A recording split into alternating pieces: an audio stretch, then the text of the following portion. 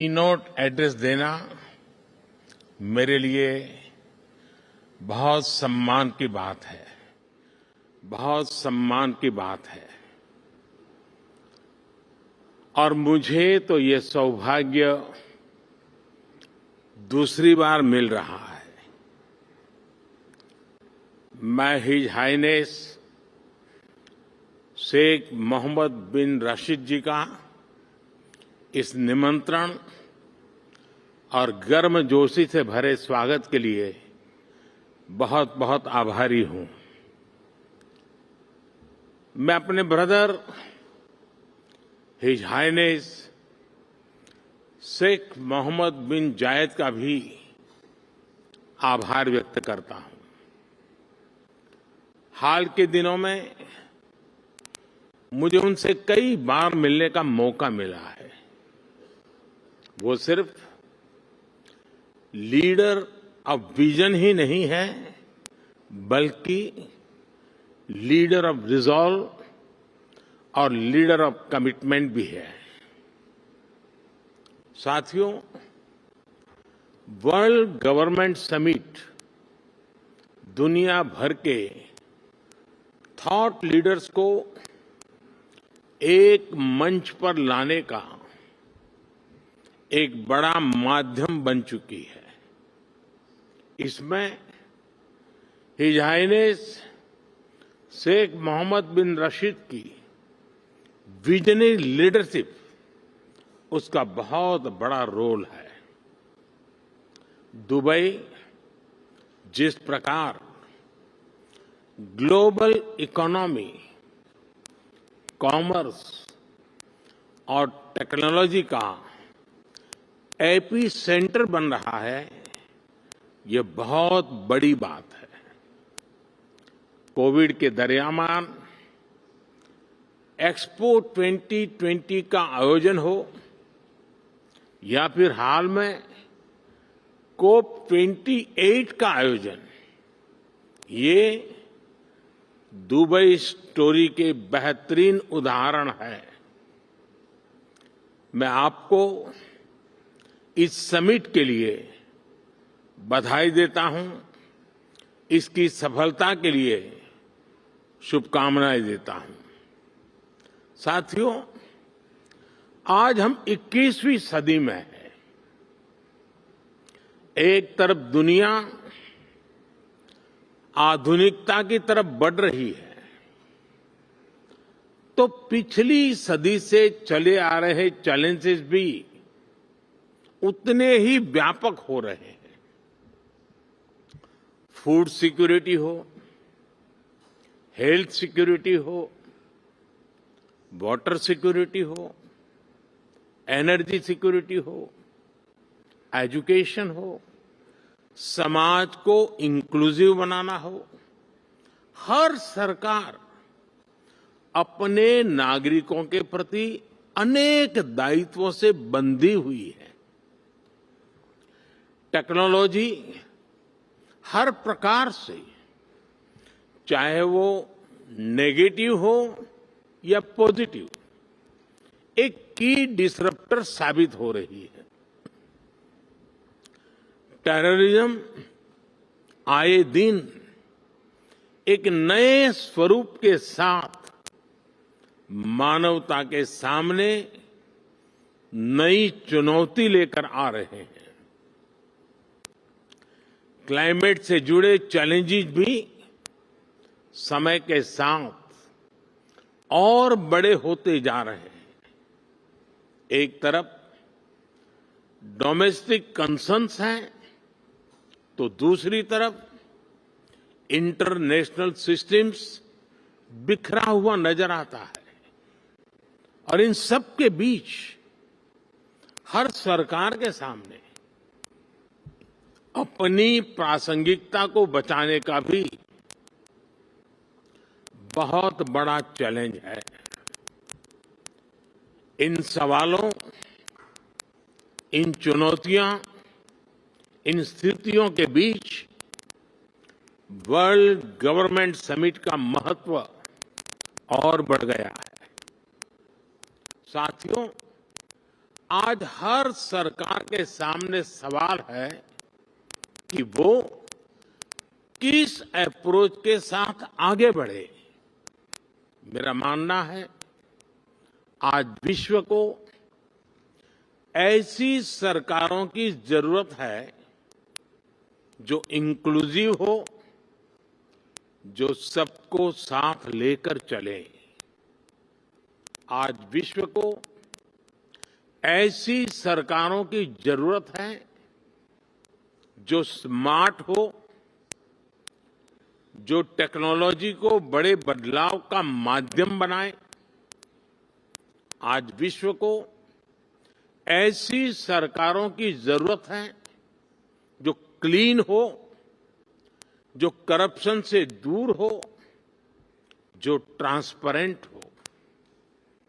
आज विश्व को ऐसी सरकारों की जरूरत है जो ग्रीन हो, जो पर्यावरण से जुड़ी चुनौतियों को लेकर गंभीर हो।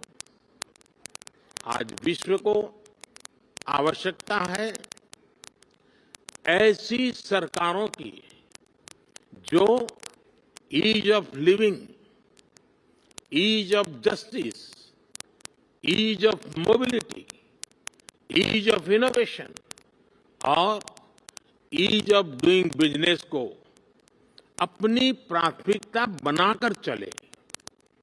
Friends, head of the government के तौर पर लगातार काम करते हुए मुझे 23 साल होने जा रहे हैं। मैंने 13 साल भारत के एक बड़े स्टेट गुजरात की सरकार में रहते हुए लोगों की सेवा की है और अब मुझे सेंट्रल गवर्नमेंट में देशवासियों की सेवा करते हुए 10 साल होने जा रहे हैं। मैं मानता हूं कि सरकार का अभाव भी नहीं होना चाहिए और सरकार का दबाव भी नहीं होना चाहिए, बल्कि मैं तो ये मानता हूं कि लोगों की जिंदगी में सरकार का दखल कम से कम हो, ये सुनिश्चित करना भी सरकार का ही काम है। हम अक्सर कई एक्सपर्ट्स को सुनते हैं कि कोविड के बाद दुनिया भर में सरकारों पर भरोसा कम हुआ है, लेकिन भारत में हमने एकदम विपरीत अनुभव देखा। बीते वर्षों में भारत सरकार पर देश के लोगों का भरोसा और मजबूत हुआ है। लोगों को हमारी सरकार के इंटेंट और कमिटमेंट दोनों पर पूरा भरोसा है। ये कैसे हुआ? क्योंकि हमने गवर्नेंस में जन भावनाओं को प्राथमिकता दी है। हम देशवासियों की जरूरत के प्रति संवेदनशील है। हमने लोगों की जरूरतों और लोगों के सपनों दोनों को पूरा करना पर ध्यान दिया है। इन 23 वर्षों में सरकार में मेरा सबसे बड़ा सिद्धांत रहा है मिनिमम गवर्नमेंट, मैक्सिमम गवर्नेंस। मैंने हमेशा ऐसा एनवायरनमेंट क्रिएट करने पर जोर दिया है जो नागरिकों में एंटरप्राइज और एनर्जी दोनों को और बढ़ाएं।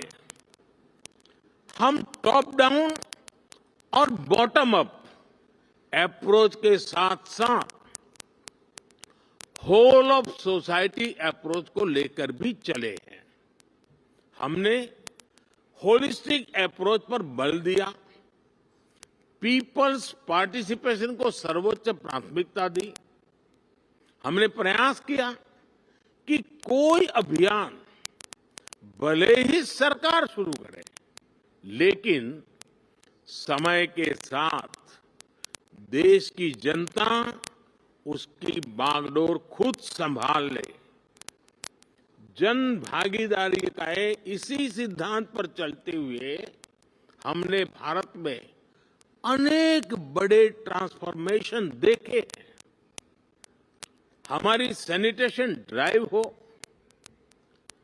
गर्ल एजुकेशन को बढ़ाने का अभियान हो, डिजिटल लिटरेसी हो, इनकी सफलता पीपल्स पार्टिसिपेशन से ही सुनिश्चित हुई है। साथियों, सोशल और फाइनेंशियल इंक्लूजन हमारी सरकार की प्राथमिकता रही है। हमने 50 करोड़ से ज्यादा ऐसे लोगों को बैंकिंग से जोड़ा जिनके पास बैंक अकाउंट नहीं था। हमने उनको जागरूक करने के लिए बड़ा अभियान चलाया। आज इसी का परिणाम है कि आज हम फिनटेक में, डिजिटल पेमेंट्स में बहुत आगे निकल गए हैं। हमने विमेन लेड डेवलपमेंट को बढ़ावा दिया है। हम भारतीय महिलाओं का आर्थिक, सामाजिक और राजनीतिक सशक्तिकरण कर रहे हैं। कानून बनाकर हमने भारत की महिलाओं को पार्लियामेंट में रिजर्वेशन भी दिया है। हम आज भारत के युवाओं के लिए नए अवसर बना रहे हैं, उसके स्किल डेवलपमेंट पर फोकस कर रहे हैं। बहुत कम समय में ही भारत दुनिया का तीसरा सबसे बड़ा स्टार्टअप इकोसिस्टम यानी स्टार्टअप इकोसिस्टम का इतना बड़ा जंप आज हम तीसरे नंबर पर पहुंच गए हैं। साथियों, सबका साथ, सबका विकास के मंत्र पर चलते हुए हम लास्ट माइल डिलीवरी और सैचुरेशन के अप्रोच पर बल दे रहे हैं। सैचुरेशन की अप्रोच यानी सरकार की योजनाओं के लाभ से कोई भी लाभार्थी छूटे नहीं, सरकार खुद उस तक पहुंचे। गवर्नेंस के इस मॉडल में भेदभाव और भ्रष्टाचार दोनों की ही गुंजाइश समाप्त हो जाती है। एक स्टडी के मुताबिक भारत ने पिछले 10 वर्षों में 250 मिलियन लोगों को गरीबी से बाहर निकाला है और उसके पीछे इस गवर्नेंस मॉडल की बड़ी भूमिका रही है। साथियों, जब सरकारें पारदर्शिता को प्राथमिकता देती हैं तो उसके नतीजे भी मिलते हैं और भारत इसका भी एक उदाहरण है। आज भारत के 130 करोड़ से ज्यादा नागरिकों के पास उनकी डिजिटल आइडेंटिटी है। लोगों की ये डिजिटल आइडेंटिटी, उनके बैंक्स, उनके मोबाइल सब इंटरकनेक्टेड है। हमने टेक्नोलॉजी की मदद से एक सिस्टम डेवलप किया है, डायरेक्ट बेनिफिट ट्रांसफर, डीबीटी। इस सिस्टम की मदद से हमने बीते 10 साल में $400 बिलियन से ज्यादा लोगों के बैंक खातों में सीधे ट्रांसफर किए हैं। ऐसा करके हमने करप्शन की बहुत बड़ी गुंजाइश को जड़ से ही समाप्त कर दिया है।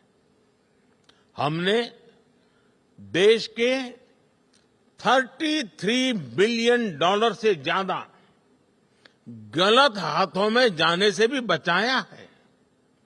फ्रेंड्स, जहां तक क्लाइमेट चेंज की बात है, तो इससे डील करने के लिए भी भारत की एक अपनी अप्रोच रही है। भारत आज सोलर, विंड, हाइड्रो के साथ साथ बायोफ्यूल्स, ग्रीन हाइड्रोजन पर भी काम कर रहा है। हमारी संस्कृति हमें सिखाती है कि प्रकृति से जितना हासिल किया है, उसे लौटाने का प्रयास भी करना चाहिए। इसलिए भारत ने विश्व को एक नया मार्ग सुझाया है, जिस पर चलते हुए हम पर्यावरण की बहुत मदद कर सकते हैं। ये मार्ग है मिशन लाइफ, यानी लाइफस्टाइल फॉर एनवायरनमेंट का। ये मिशन प्रो प्लेनेट पीपल का रास्ता दिखाता है। हम कार्बन क्रेडिट की अप्रोच को भी काफी समय से देख रहे हैं। अब इससे आगे बढ़कर हमें ग्रीन क्रेडिट के बारे में सोचना चाहिए। इसकी चर्चा मैंने यहां दुबई में ही COP28 के दौरान बहुत विस्तार से की थी। साथियों, जब हम फ्यूचर की तरफ देखते हैं, तो हर सरकार के सामने आज अनेक प्रश्न हैं। हम अपनी नेशनल सॉवरेनिटी और इंटरनेशनल इंटरडिपेंडेंस में बैलेंस कैसे बनाएं? अपने नेशनल इंटरेस्ट के लिए काम करते हुए इंटरनेशनल रूल ऑफ लॉ के प्रति अपनी कमिटमेंट पर कायम कैसे रहे? नेशनल प्रोग्रेस का विस्तार करते हुए हम ग्लोबल गुड के लिए ज्यादा से ज्यादा कंट्रीब्यूट कैसे करें? हम अपने कल्चर और ट्रेडिशन से विजडम लेते हुए भी यूनिवर्सल वैल्यूज को समृद्ध कैसे करें? हम डिजिटल टेक्नोलॉजी का लाभ लेते हुए उसके नकारात्मक उन प्रभावों से समाज को कैसे बचाएं? हम वैश्विक शांति के लिए प्रयास करते हुए आतंकवाद के खिलाफ कैसे मिलकर काम करें? आज जब हम अपने देश को ट्रांसफॉर्म कर रहे हैं, तो क्या ग्लोबल गवर्नेंस इंस्टीट्यूशंस में भी रिफॉर्म नहीं होना चाहिए?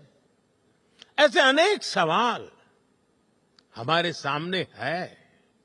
इन सारे सवालों को ध्यान में रखते हुए ही हमें अपनी सरकारों को दिशा देनी है, फ्यूचर प्लानिंग करनी है। हमें मिलकर कोहेसिव, कोऑपरेटिव और कोलैबोरेटिव वर्ल्ड की वैल्यूज को प्रमोट करना होगा। हमें डेवलपिंग वर्ल्ड के कंसर्न्स और ग्लोबल डिसीजन मेकिंग में ग्लोबल साउथ की भागीदारी को प्रमोट करना होगा। हमें ग्लोबल साउथ की आवाज सुननी होगी, उनकी प्राथमिकताओं को सामने लाना होगा। हमें जरूरतमंद देशों के साथ अपने रिसोर्सेज और अपनी कैपेबिलिटीज को शेयर करना होगा। हमें एआई, आर्टिफिशियल इंटेलिजेंस और क्रिप्टो करेंसी, साइबर क्राइम ऐसे पैदा हो रही चुनौतियों के लिए ग्लोबल प्रोटोकॉल बनाने होंगे। हमें अपनी नेशनल सॉवरेनिटी को प्राथमिकता देते हुए इंटरनेशनल लॉ की मर्यादा भी रखनी होगी। इन्हीं भावनाओं पर चलते हुए हम न केवल सरकारों के सामने उपस्थित चुनौतियों का समाधान करेंगे, बल्कि विश्व बंधुत्व को भी मजबूती देंगे। एक विश्व बंधु के रूप में भारत इसी सोच के साथ आगे बढ़ रहा है। अपनी G20 प्रेसिडेंसी के दौरान भी हमने इसी भावना को आगे बढ़ाया। हम one earth, one family, one future, इसी भाव से चले। फ्रेंड्स, हम सभी के पास गवर्नेंस को लेकर अपने एक्सपीरियंसेस है। हमें न सिर्फ एक दूसरे के साथ काम करना है, बल्कि एक दूसरे से सीखना भी है। यही इस समिट का भी लक्ष्य है। यहां से निकले सॉल्यूशन दुनिया के फ्यूचर को शेप करने वाले होंगे। इसी विश्वास के साथ आप सभी को बहुत बहुत शुभकामनाएं। Thank you very much. Thank you, the Right Honourable Narendra Modi, for this session.